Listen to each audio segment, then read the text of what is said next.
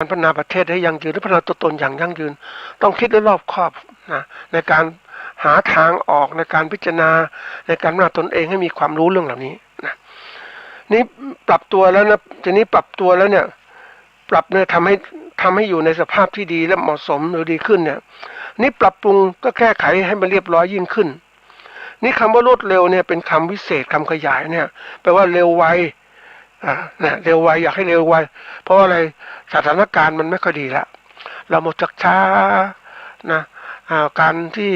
เราจะปรับตัวเราต้องไวนะท่านผู้ฟังเราจะไม่รู้เลยทำอะไรช้าๆนะเราไม่ใช่คนแก่นะท่านผู้ฟังคนแก่ก็ทำอะไรช้าๆอย่างมั่นคงเพราะว่าถ้าล้มไปก็มีปัญหาแต่เราเป็นคนหนุ่มคนสาวมันก็ฉับไวจริงๆทำให้จบไปไวๆให้มันดีมันจะงานสำเร็จนะก่อนเข้าเรื่องก็จะมีเรื่องมาฝากเราก็ได้ไปดูตลาดสินค้าเกษตรตลาดสินค้าเกษตรซึ่งเกษตรกรมาค้าขายสินค้าเกษตรกันมากมายทีเดียวแต่ว่าค้าขายก็มีคนซื้อน้อยคนก็ไม่ค่อยซื้อคนถ้าอยากสบายก็ไปซื้อตามห้องแอร์ต่างๆนะก็ต้องมีอยู่เนี่ย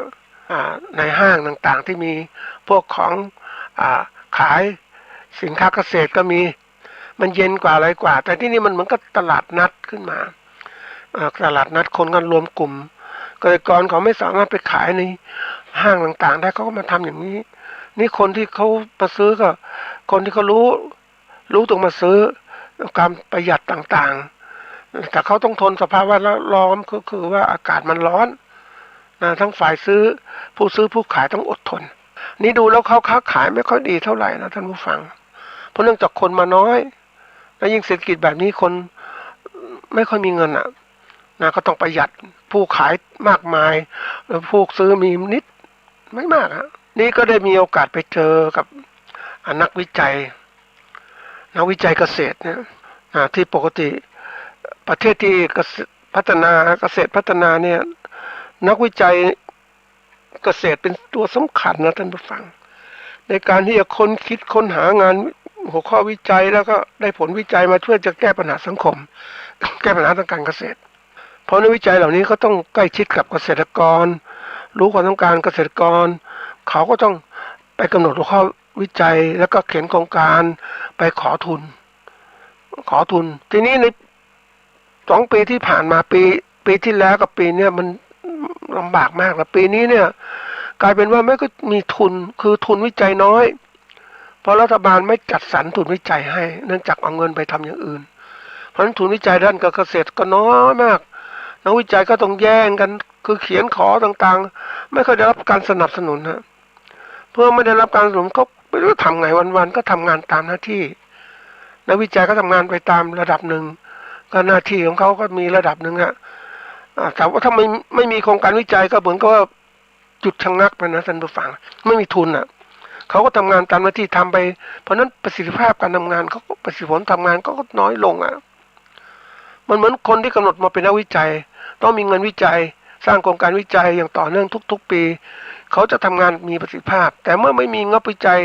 เขาก็ทำงานอะไรไม่ได้ก็ทำงานตามหน้าที่เฉยๆวันๆก็เฉยทีนี้ก็ยอมรับว่าคนที่เขาขยันเขาไวคว้าเขียนโครงการดีๆเขาก็ได้ทุนแต่มันน้อยมากจริงๆนะทีนี้ถ้าคนไม่ขยันธนาคารไม่ขยันก็เลยว่าไม่มีประทุนไม่มีทุนวิจัยก็ไม่ต้องทำอะไรอยู่ไปวันๆเป็นปีท่านผู้ฟังปีนี้จะเข้าปีที่2นะสมมติ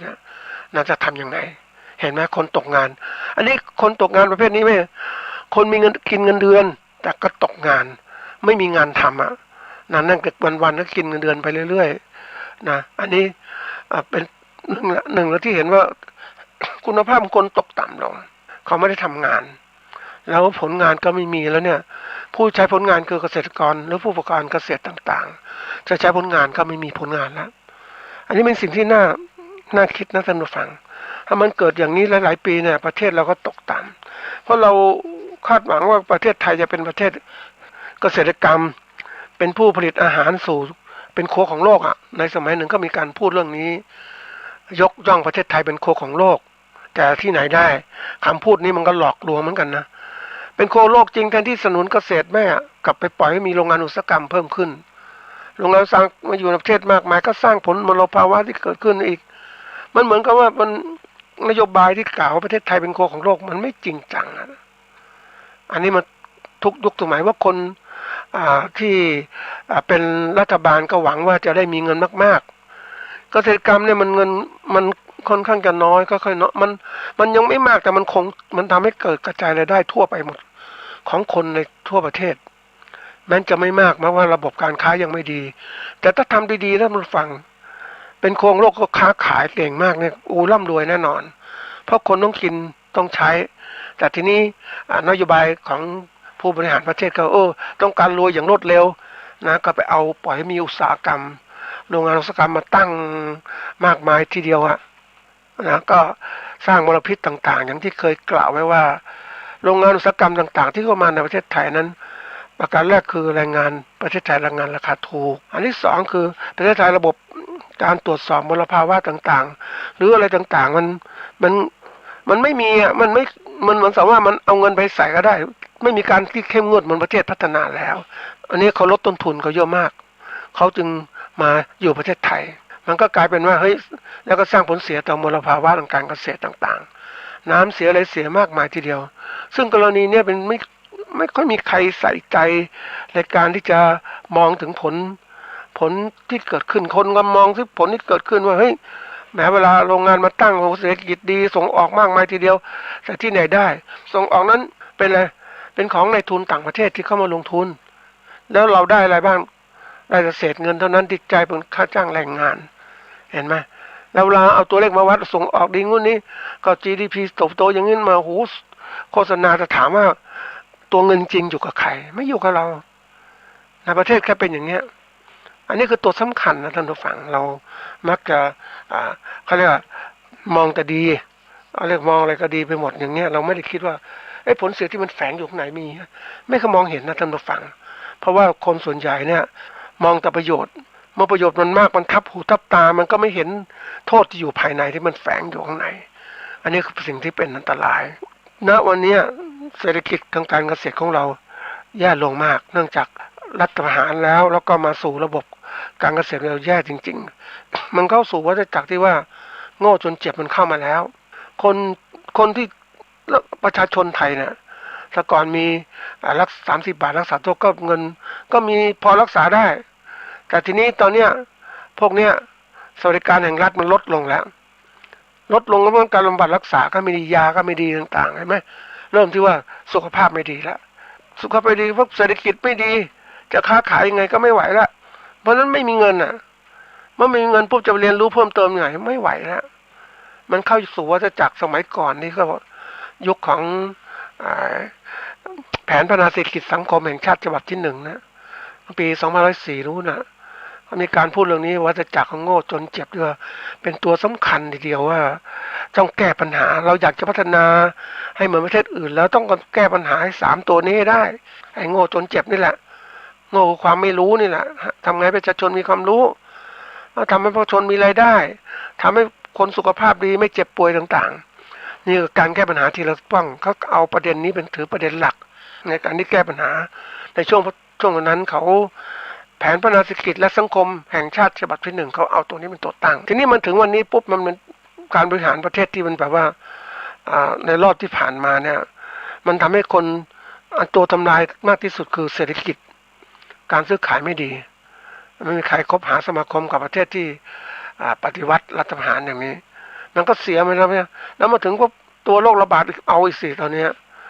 นั้นเศรษฐกิจไม่ดีเงินไม่ดีแล้วความรู้ยังดีหรือว่าเราสามารถเรียนรู้จากโรงเรียนหรือมหาวิทยาลัยที่กำลังพัฒนาโดยรู้จากออนไลน์ต่างๆแล้วก็ป่วยก็มีเงินรักษาตอนนี้ไม่ค่อยมีละเพราะว่าอะไรงบประมาณไม่มีแล้วสวัสดิการแห่งรัฐ30 บาทก็เหลืองบน้อยมาก ถูกตัดไปทำอย่างอื่นหมดอันนี้ต้องคิดนะท่านผู้ฟังมันจะลามไปสูงทั้งหมดไอ้วัฏจักร3 ตัวมันเล็กๆเป็นเชื้อเล็กๆที่เคยบอกไว้ว่ามันฝังอยู่ใต้พรมแล้วมันถ้าถูกเลี้ยงมันเป็นตัวเชื้อโรคนั่นแหละถูกเลี้ยงปล่อยมันเติบโตขึ้นมันจะใหญ่ขึ้นแล้วก็แก้ปัญหายากแล้ว เพราะนั้นวันนี้เราต้องเรียนรู้ตรงนี้แล้วรีบปรับตัวโดยเร็วถ้าเราปรับตัวไม่เร็วปุ๊บเราติดกับเฉพาะคือในภาครัฐเองเนี่ยเขาอย่างที่บอกว่า มันเป็นกลไกที่ผู้บริหารวางไว้อาจจะมองในแง่ไม่ดีก็ได้ครับมันจะวางไปสู่วัฏจักรของโง่จนเจ็บหรือเปล่าแต่เราก็มองดูคร่าวๆมันก็มีแนวโน้มจะเป็นไปละปล่อยให้โลกมันเกิดขึ้นมาแก้ปัญหาไม่เป็นอย่างงู้นอย่างนี้มันก็เริ่มเข้าสู่แล้วไอ้3ตัวเนี่ยมันเป็นตัวเชื่อมกันนะท่านผู้ฟังเมื่อใดก็ตามถ้าคนเจ็บป่วยต่างๆปุ๊บนะมันก็ไม่มีแรงไปอะไรไปทำการพัฒนาเศรษฐกิจให้ดีขึ้นใช่ไหมจะเป็นเงินไปหาความรู้อย่างไรยิ่งตอนนี้ความรู้ของคนเนี่ยนะที่กำลัง เรียนอยู่ตอนเนี้ยเป็นการเรียนรู้ออนไลน์หมดแล้วเรียนรู้ออนไลน์เนี่ยถามว่ามันได้ประโยชน์คือเขาเรียกว่าระดับหนึ่งเขาเรียกว่าวันเวจากผู้สอนไปสู่ผู้เรียน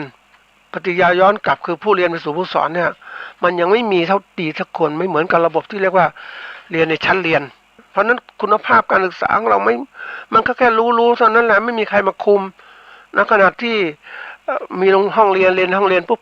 บางคนก็เล่นบางคนก็อะไรต่างๆเนี่ยมันก็ยังดีอย่างหนึ่งเล่นไปก็ยังฟังบ้างแต่ที่ถ้าอยู่กับบ้านถามว่า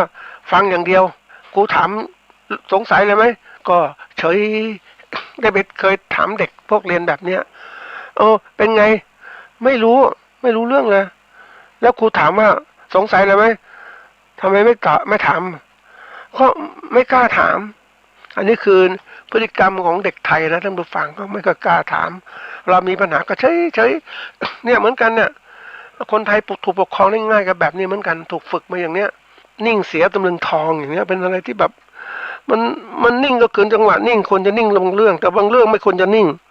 บางเรื่องต้องแสดงออกมาแสดงถึงการพัฒนาทางด้านสมองทางด้านการความรู้สึกนึกคิดและจิตใจออกมาแต่ถ้ามันเก็บไว้นานนิ่งเฉยที่สุดนั่นกับระบบอะไรเขาเรียกระบบของความเครียดที่เกิดขึ้นอารมณ์ต่างๆมันทับถมมามากมามันก็เครียดและกลายก็เป็นโรคซึมเศร้าไม่มีทางออกนะท่านผู้ฟังเดี๋ยวนี้คนโรคซึมเศร้าเยอะแยะนะแต่ไม่การพูดกันเท่าไหร่หรอกเพราะว่าคนที่จะพูดถึงอะไรที่ไม่ดีเนี่ยคนเขาไม่ชอบฟังแล้วดูไม่ดีแต่ถ้าเราพูดความจริงไม่ดีมันเป็นสิ่งไม่ดีอ่ะไม่ดีให้ทุกคนเข้าใจไม่ดีก็ไม่ควรพูดอะไรนะพูดดีๆดีกว่าก็เหมือนอะไรนะไม่ควรจะพูดสิ่งไม่ดีไม่ควรจะพูดความจริงควรพูดอย่างเนี้ย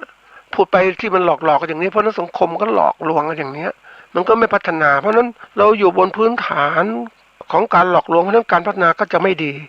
แต่ถ้าเราบนพื้นฐานของความจริงว่าเป็นอย่างนี้ปุ๊บเราจะการพัฒนาจะดีขึ้นนี่คือตัวสำคัญเพราะนั้นระบบของระบบการวางแผนพัฒนาต่างๆเนี่ยเขาจะต้องมีข้อมูลที่เป็นจริงไปเก็บข้อมูลมานะว่ามันอย่างนี้เก็บข้อมูลต้องถูกต้องตามหลักการนะเหมือนว่าเราบอกว่าประเทศไทยไม่มีโรคระบาดน้อยมากเลยอันดับหนึ่งของเอเชียแต่เราไม่เคยไปสุ่มเลยว่าเป็นยังไงเราดูเฉพาะโรงพยาบาลแล้วมันก็ปิดบังข้อมูลนะมีคนป่วยต้องเยอะแยะกับปิดบังข้อมูลเพราะว่าไม่ต้องการให้เสียชื่อเนี่ยนั่นอะไรที่มันบริหารแบบระบบที่เรียกว่าโกหกหลอกลวงอย่างเนี้ยมันอันตรายแต่วันนี้เราเป็นผู้ประกอบการเกษตรเราต้องพยายามหาข้อมูลที่ไม่โกหกหลอกลวงมาเอามาใช้ในการประกอบการของเราก็ต้องรีบทำถึงเรื่องการศึกษาแล้วเนี่ยมันก็ลามมากที่สุดแล้วนะถ้ามันเกิดไอ้3ตัวขยายใหญ่ขึ้นมาแล้วก็เหมือนโง่จนเจ็บสมัยจอมพลสฤษดิ์ธนรัตน์ที่เผด็จการสมัยนั้นน่ะทุกคนก็ไม่เคยรู้อะไรก็จริงๆนะท่านผู้ฟังก่อนนี่เราทำไมต้องเป็นคนเฉยๆไม่เคยรู้จักอะไรเฉยๆเพราะว่ามันไม่มีอะไรให้เราเรียนรู้อ่ะข่าวสารรัฐบาลก็ไม่มีอะไรดีโฆษณาชวนเชื่อไปหมดแล้วประชาสัมพันธ์เต็มไปหมดเลยแต่คือมันทำให้คนไทยไม่เคยรู้อ่ะมันก็ไม่เคยรู้ปุ๊บก็ไม่มีการกระตือรือร้นอ่ะอยู่ไปเรื่อยๆทำไปหากินไปเรื่อยๆก็ไม่มีการพัฒนาแต่ถ้าเราวันนี้ยอมรับว่าการที่เรามีสมาร์ทโฟนที่เกิดขึ้นระบบอินเทอร์เน็ตที่มันดีขึ้นเพราะนั้นในความรู้ต่างๆมันเร็วมากนะท่านผู้ฟังแล้วคนรุ่นใหม่ก็ศึกษามากจริงๆเลยเพราะนั้นจะโกหกหลอกลวงเขาไม่ได้เขาก็เข้าใจโลกมันเป็นยังไงแล้วโลกนี้มันเป็นโลกที่แบบมันมาจากโลกเสรีนะท่านผู้ฟังโลกเสรีที่เขาว่าเจริญก้าวหน้าเขาพยายามให้คนได้เข้าใจให้คนได้มีความรู้แต่โลกของเผด็จการคอมมิวนิสต์เขาก็ปิดบังอีกคนอย่างนั้นน่าสงสารนะไม่มีความรู้แต่อย่างเราลูกศิษย์เรียนรู้ต่างๆนี่มันเรียนรู้บนโลกพวกนี้ต้องไวเหมือนกันนะ ว่าในโลกของการเรียนรู้วิชาการสมัยใหม่มันก็มีวิชาการที่หลอกลวงก็มีเพราะนั้นเราต้องรู้จักเลือกนะไม่ใช่เรียนรู้เอาแล้วไปหมดนะไม่ใช่มันมีของดีของไม่ดีเนี่ยนั้นเราต้องจักแยกแยะเพราะนั้นอย่างที่บอกว่าคนเรานั้นน่ะมาโดยการที่เรียนรู้ไปบางทีมันก็ลองผิดลองถูกเพราะไม่รู้แต่ที่สุดก็จะจำได้อะไรคือความรู้ที่แท้จริงเพราะนั้นเขาพัฒนาเร็วนี่แหละก็สิ่งสำคัญ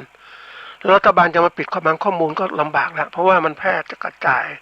เพราะว่าสิ่งนี้มันหยุดไม่ได้มันไม่เหมือนปิดประเทศที่ไม่ให้มีการเขาเรียกปิดบังไม่มีอินเทอร์เน็ตเลยเนี่ยเศรษฐกิจเดี๋ยวนี้มันเรื่องของการใช้ข้อมูลอินเทอร์เน็ตมันนะในการที่ใช้เพราะนั้นสื่อที่ใช้เนี่ยมันจะเป็นสิ่งสำคัญการจะปิดสื่อเหล่านี้มันปิดไม่ได้แหละตอนนี้ถึงแม้คนที่จะหลอกลวงคนหรือพวกเผด็จการต่างๆจะหลอกลวงคนให้คนโง่อย่างเงี้ยมันทำได้ยากแล้วล่ะแต่ยังไงก็ตามเนี่ยถ้าเราปล่อยสิ่งให้เขาทำให้เราโง่อย่างเนี้ยมันต้องสำคัญก็ถึงออกมาประท้วงออกมาแก้ไขเสียในสมัยสมเด็จธนรัตน์นั่นก็เป็นตัวสำคัญนะที่ทำให้เกิดตัวนี้เกิดขึ้นประเทศไทยน่าจะพัฒนามานานแต่พวกมีกลุ่มของคณะปฏิวัติคณะทหารพวกนักการเผด็จการต่างๆมันสร้างความเขาเรียกว่าหยุดชะงักการพัฒนาประเทศมันเป็นสิ่งที่ต้องพิจารณาอย่างนี้ที่ลามมาถึงว่าเรื่องของการเลือกตั้งเหมือนกันเราก็ไม่ค่อยเลือกเพราะว่าคืออะไรก็คือมันปิดอะไม่มีการเลือกไม่มีการพัฒนาให้เกิดประชาธิปไตยในสิ่งเหล่านี้นี่ยกตัวอย่างเป็นเรื่องของสังคมที่เราต้องเรียนรู้แล้ว ทีนี้มาถึงวันในเรื่องของงานวิจัยคือนักวิจัยทางด้านเกษตรไม่มีงบแล้วก็ไม่อยู่เฉยๆไม่มีงานทำนี้พอถึงหน่วยเนี่ยปุ๊บหน่วยวิจัยเนี่ยมันมีอยู่หน่วยหนึ่งเผอิญก็เอาเป็นตัวอย่างจะไม่เอ่ยชื่อเท่าไหร่นะก็เป็นหน่วยหนึ่งคือว่าคือการที่จะพัฒนาการเกษตรของประเทศนั้นเขาจะต้องมีการศึกษาเป็นระบบทรัพยากรนั้นมันเป็นยังไงมันเกี่ยวข้องอย่างไรเพราะนั้นสมัยนั้นเกษตรเราไม่เคยพัฒนาเพราะนั้นต้องพัฒนาอะไรก่อนพัฒนาเรื่องดินน้ำอากาศให้มันดีมีผลต่อการเกษตรเขาก็พัฒนาเพราะดินมันไม่ดีเนี่ยดินทางภาคเหนือเราเนี่ยเขาก็ต้องมีการศึกษาวิจัยทำดินยังไงมีคุณภาพดีขึ้นเหมาะสมกับการปลูกพืชให้มันพืชได้ผลผลิตดีขึ้นก็มีการวิจัยกันมากนักวิจัยก็ทำเรื่องนี้ทำต้องพัฒนาไปว่าคำว่านักวิจัยคือผู้ที่ศึกษาวิจัย เรื่องใดเรื่องหนึ่งเฉพาะเจาะจงคนมันฝึกอย่างนี้นี่ในช่วงนั้นน่ะหน่วยนี้ก็ทำอย่างนี้ทีนี้โลกมันเปลี่ยนแล้วมันเริ่มเปลี่ยนการศึกษาระบบทรัพยากรจริงๆแล้วมันไม่หยุดแค่นี้หรอกการจะผลิตสินค้าเกษตรง่ายๆมันประกอบด้วย5ตัวก็คืออะไรพันธุ์พืชพันธุ์สัตว์อันที่2ดินสิ่งแวดล้อมต่างๆที่เกี่ยวข้องอันที่3สารเคมีทางการเกษตรปุ๋ยยาฆ่าแมลงยากำจัดวัชพืชต่างๆที่มีอยู่อันนี้คือปัจจัยตัวที่4ก็คือเรื่องของความรู้เรื่องการจัดการเกษตรมันมีความรู้ทันสมัยนะท่านผู้ฟังโบราณก็มีโบราณเนี่ยการทำนาข้าวก็ใช้ควายยุคใหม่นี่ไม่ละใช้เครื่องจักรกลแล้วอันนี้นี่การจัดการ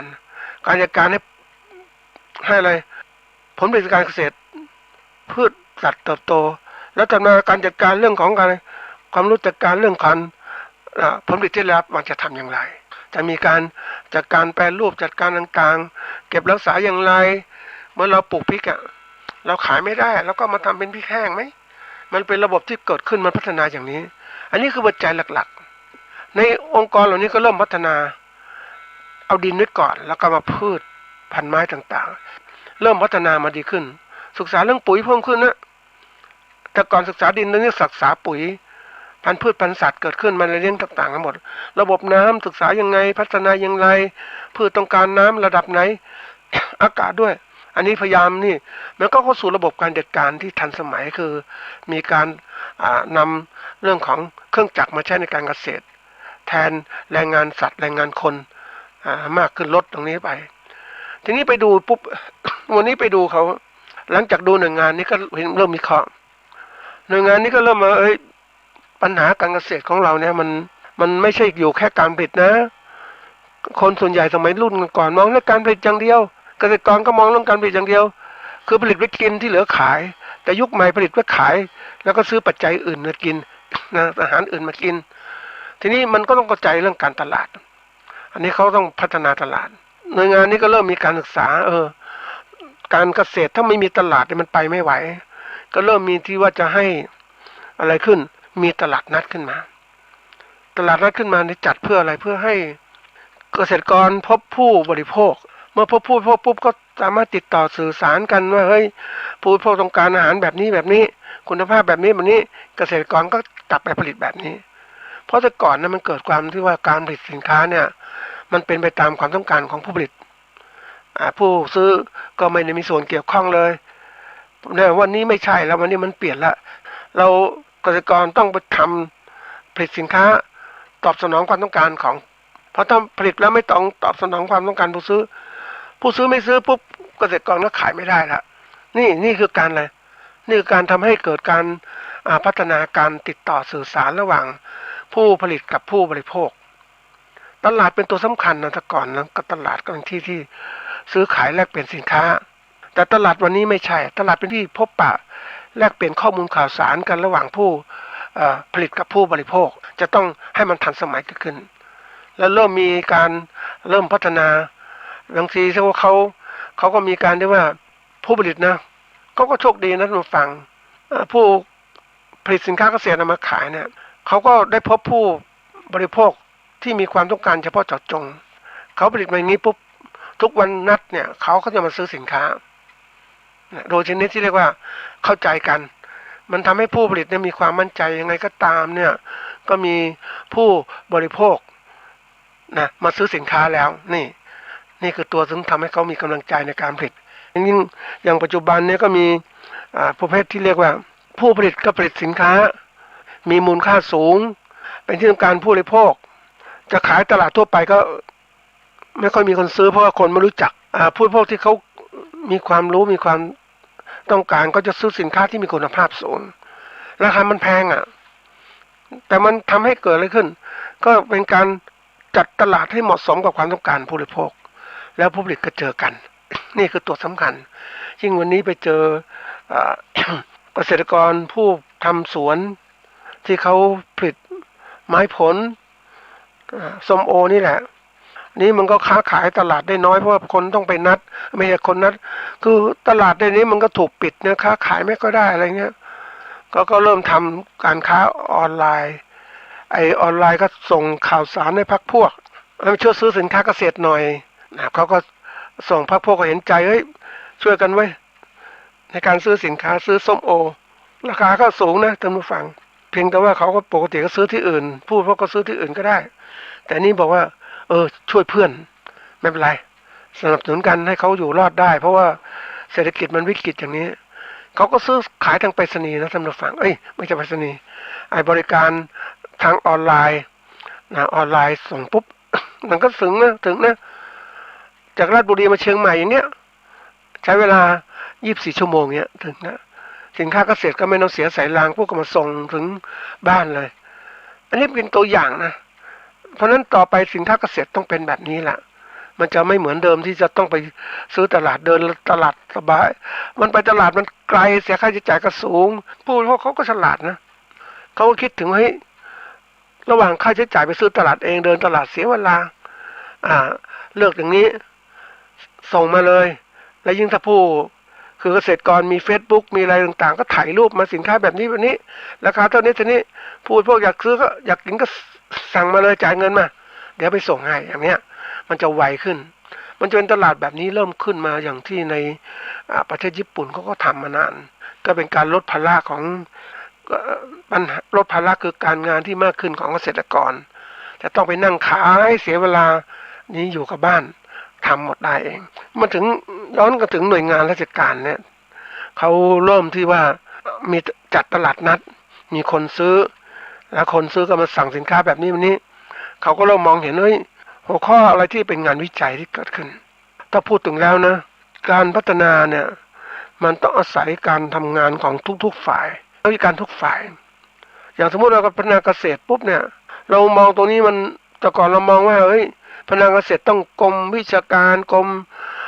ส่งเสริมกรมนู่นกรมนี้ต่างๆทั้งหมดเลย อันนี้พัฒนาเกษตรคือสร้างผลผลิตดีขึ้นแต่นี้มันโลกยุคใหม่มันไม่ใช่พัฒนาเกษตรอย่างเดียวพัฒนาการประกอบการเกษตรคือธุรกิจเกษตรนั่นแหละเพราะฉะนั้นต้องมีเลยภาควิชาเศรษฐศาสตร์เกษตรบริหารธุรกิจก็มีเกี่ยวข้องเรื่องการตลาดมาเกี่ยวข้องในการศึกษาต่างๆ ก็เรียกว่ามันจะครบเป็นระบบระบบนี่เป็นตัวสำคัญนะท่านผู้ฟังเวลาเราคิดอะไรเราต้องมองเป็นระบบมันจะเห็นชัดเจนแต่ถ้าเราแยกส่วนมามองทีละเรื่องมันก็ไม่เชื่อมต่อกันใช่ไหมอย่างนักวิจัยเกษตรก็มองเฉพาะจัดการเรื่องดินไอ้คนนี้จัดการเรื่องพันธุ์พืชไม่สนใจเพราะไม่มีการเชื่อมต่อกันแต่ยุคใหม่ๆมันต้องมองเฮ้ยทั้งดินพันธุ์พืชต่างๆเนี่ยพืชอะไรผู้บริโภคต้องการแบบไหนตลาดเป็นยังไงที่ไหนอย่างไรมีการค้นคว้าหาตลาดที่มากขึ้นมารองรับเพราะนั้นการเกษตรจะได้ไม่มีปัญหาแต่ที่ผ่านมาเกษตรเรามีปัญหาเพราะว่าอะไรเพราะว่าเราคิดแยกส่วนนั่นเองการคิดแยกส่วนนี้มันเป็นตัวสำคัญนะท่านผู้ฟังทำให้เกิดการวิจัยที่เรียกว่า งานวิจัยที่เรียกว่าอยู่บนหอคอยประเภทเนี้ยเพราะว่านักวิจัยเขา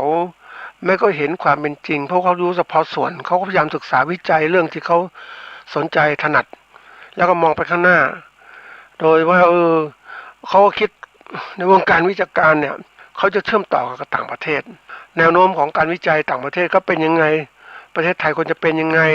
ทำอะไรเมื่อเกิดได้งานวิจัยใหม่ๆเกิดขึ้นเขาคิดอย่างนี้เพราะนั้นเขาเลยทำงานวิจัยตามแนวคิดของเขา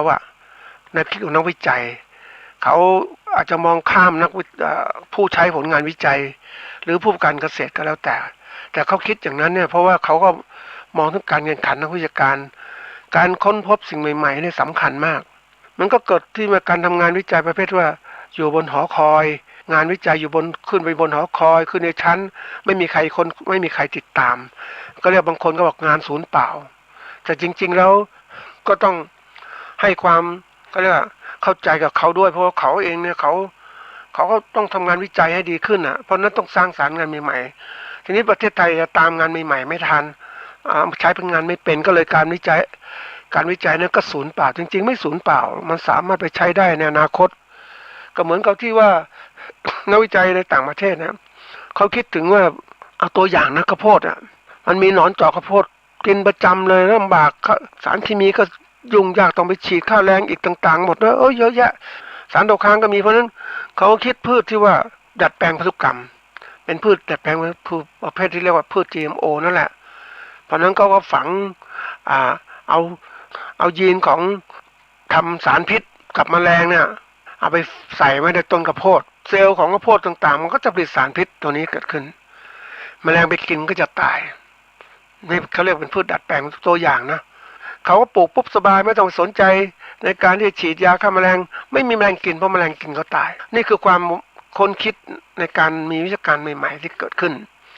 ในเกี่ยวข้องกับการผลิตแต่นี่ว่าคนบางคนบอกมีปัญหาไหมคนบางคนก็กลัวนะกินพืชดัดแปลงพันธุกรรมจะมีปนู่นนี่นะก็มีการประท้วงกันต่างๆที่เกิดขึ้นเพราะว่ามันการผลิตไม่เป็นธรรมชาติเราก็ไม่รู้ว่าจีนของเราเป็นยังไงมนุษย์มันผันแปรไปท่านผู้ฟังอย่างเรากินเรามีสารตัวหนึ่งเนี่ยสมมุติว่าเรารับ mRNA เข้าไปเนี่ยในการที่ฉีดวัคซีนเข้าไปเนี่ย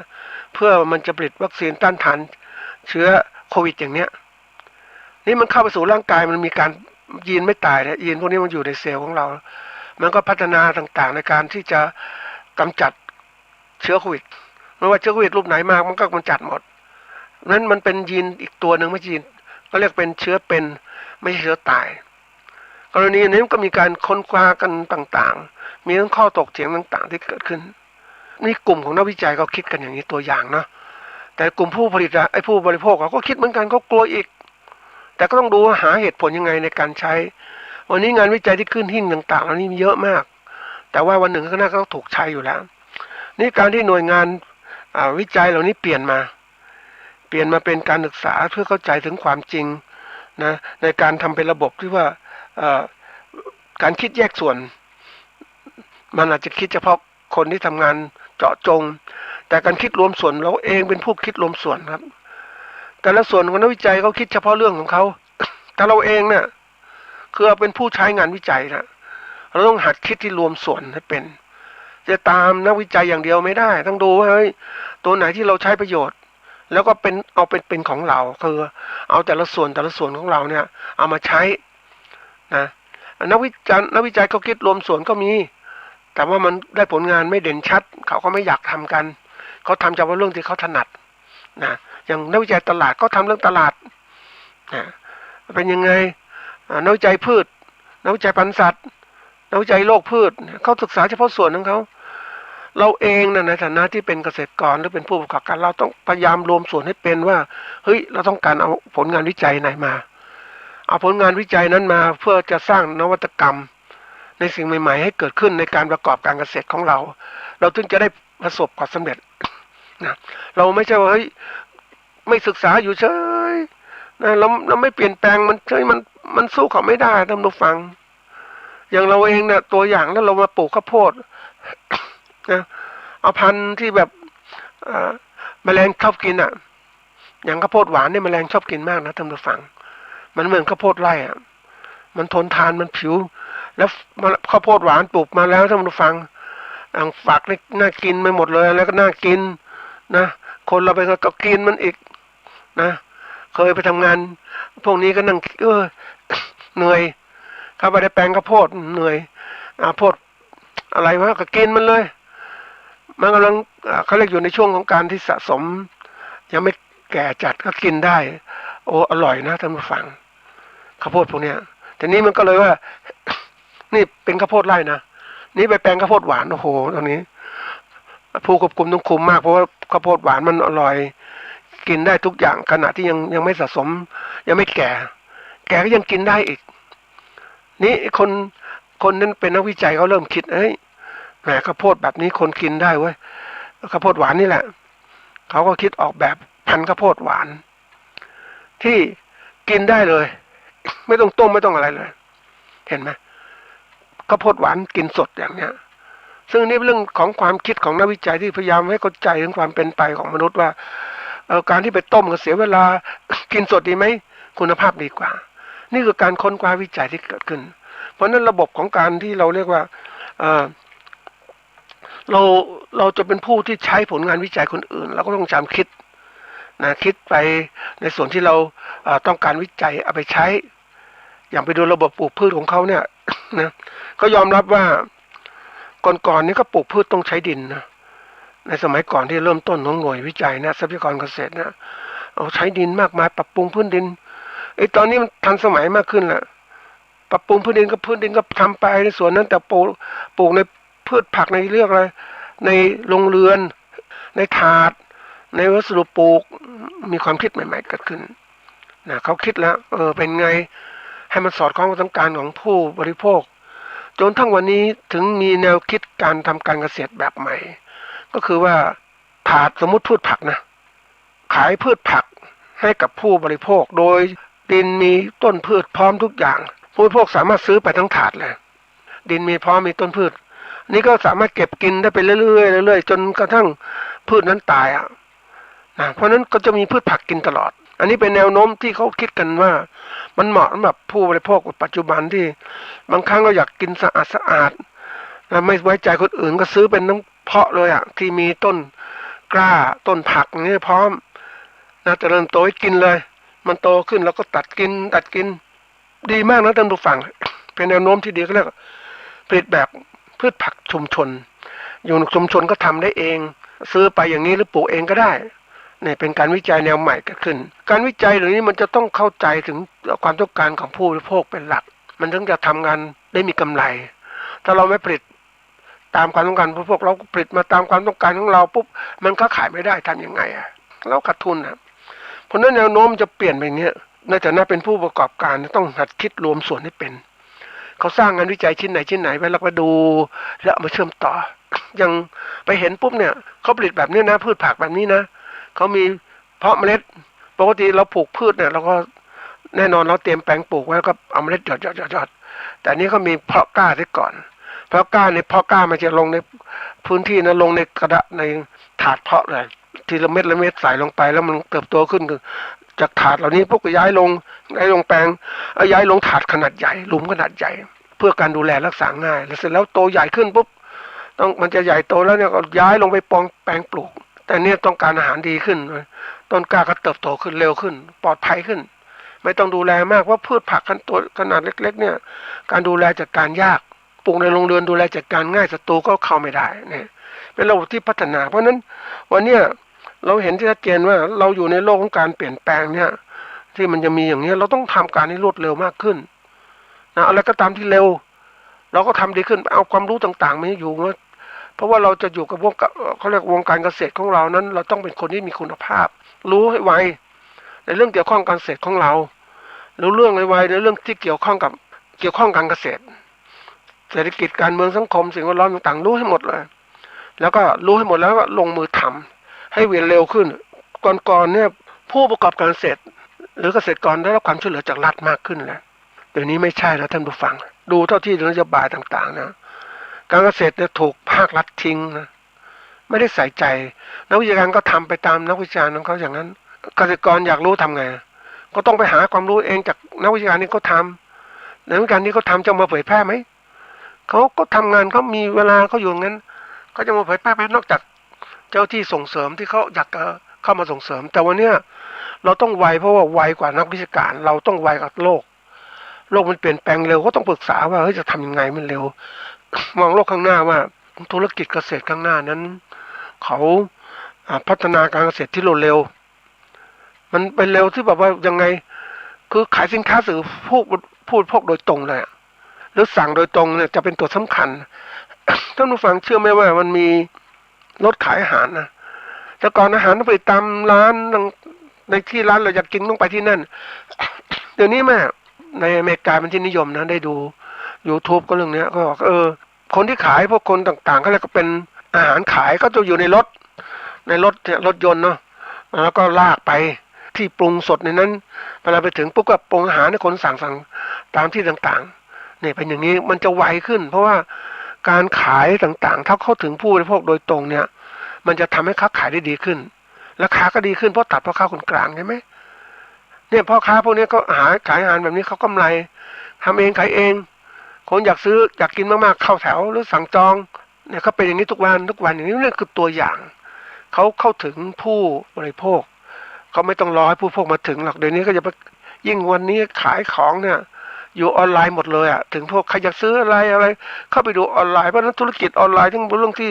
ทำแรกๆเขาเร็วนะเขาจึงมีคนรู้จักแล้วก็ร่ำรวยไอ้คนพยายามจะเปิดนู่นเปิดนี้ก็ช้าไปไหมความช้านี่สำคัญนะท่านผู้ฟังยิ่งช้ามันเหมือนก็ทำอะไรไม่ได้ประโยชน์แล้วเพราะไม่มีคนสนวันนี้เป็นช่วงการช่วงชิงผู้ที่เป็นลูกค้าเราเอามาเป็นของเราให้ได้ก่อนค้าขายเขาแล้วที่สองก็ค่อยพัฒนาทำกำไรอย่างไรให้มันเกิดขึ้นมีภาพอย่างไรใช้สื่ออะไรช่วยอย่าไปหวังภาครัฐจะช่วยแล้วเราต้องไวนะทุกคนฟังไวจริงๆเลยถึงจะสู่รอดได้นะเพราะว่าโลกเกษตรมันโลกที่เปลี่ยนจากความชักช้ามาเป็นโลกของความไวใครค้าขายได้ก่อนสำเร็จยังผลิตมาเก่งจริงอะไรดีจริงแต่ค้าขายไม่ได้ช้าค้าขายไม่ได้ลำบากละฝากไว้ยิ่งสถานการณ์แบบนี้เราต้องรีบปรับตัวโดยเร็วและศึกษาเอาเวลาศึกษาสถานการณ์ให้หมดเก็บเป็นความรู้แล้วก็ตัวของเราเลยรีบแก้ไขซะก่อนที่ประเทศเราจะเดือดร้อนหรือไม่มีโอกาสสวัสดีครับที่จบไปแล้วนั้นเป็นรายการเกษตรเพื่อชีวิตดำเนินรายการโดยอาจารย์พิชัยคงพิทักษ์